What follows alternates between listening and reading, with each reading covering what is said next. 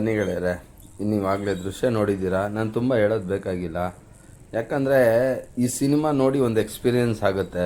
90ಸಲ್ಲಿ ಹೆಂಗೆ ಜನ ಯಾವ ಥರ ವ್ಯವಹಾರಗಳು ನಡೀತಾ ಇತ್ತು ಅನ್ನೋದು ತುಂಬ ಚೆನ್ನಾಗಿ ವಿಜೃಂಭಣೆಯಿಂದ ತೋರಿಸಿದ್ದಾರೆ.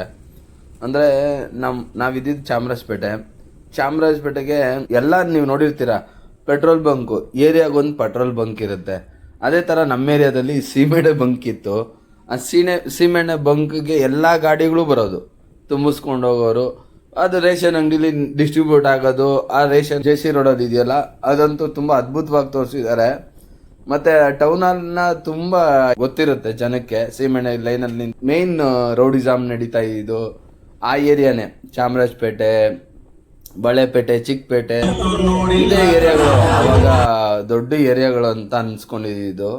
ಯಾಕಂದರೆ ಚಾಮರಾಜಪೇಟೆ ಮೊದಲೇ ಗೊತ್ತಿದೆಯಲ್ಲ ನಿಮಗೆ, ಫುಲ್ ಹೆಸರು. ಅದರಲ್ಲಿ ಉಮಾ ಥಿಯೇಟ್ರು, ಇನ್ನು ಸುಮಾರುಗಳು ಥಿಯೇಟ್ರುಗಳು. ಆದರೆ ಬೆಂಗಳೂರು ಹೆಂಗಿತ್ತು ಅನ್ನೋದನ್ನ ಅವಾಗಿನ ಇದರಲ್ಲಿ ನೋಡ್ದಂಗೆ ತೋರಿಸಿದೆ, ಕಣ್ ಕಟ್ಟಂಗಿದೆ. ನಾನು ಯಾಕೆ ಹೇಳ್ತಿದ್ದೀನಿ ಅಂದರೆ, Raja Minerva mill, Binny mill, ಇವೆಲ್ಲ ಕಾಟನ್ ಇದು ಮಾಡ್ತಾಯಿದ್ದು. ನಿಮಗೆ ಸಿಲ್ಕ್ ಬೋರ್ಡ್ ಅಂತ ಕೇಳಿದ್ದೀರಾ?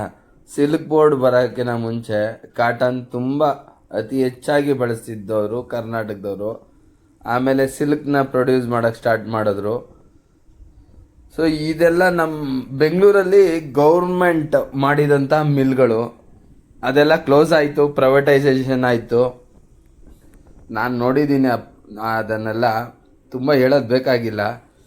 ಹಾಗಾಗಿ ನನಗಂತೂ ತುಂಬ ಇಷ್ಟ ಆಯಿತು ಮೂವಿ. ಪ್ರತಿಯೊಂದು ಸೀನ್ ಕೂಡ ಅಲ್ಟಿಮೇಟ್ ಆಗಿತ್ತು. ಅಂದರೆ ಕಾಮಿಡಿ ಆಗಿರ್ಬೋದು, ಆ ಸೀರಿಯಸ್ನೆಸ್ ಆಗಿರ್ಬೋದು, ಎಲ್ಲನೂ ತುಂಬ ಚೆನ್ನಾಗಿ ತೊಗೊಂಡೋಗಿದ್ದಾರೆ ಮೂವಿ. ಮಾತ್ರ ಎಂಡಿಂಗ್ ಟ್ವಿಸ್ಟ್ ಅಂತೂ ಹೇಳಂಗೆ ಇಲ್ಲ, ತುಂಬ ಚೆನ್ನಾಗಿದೆ.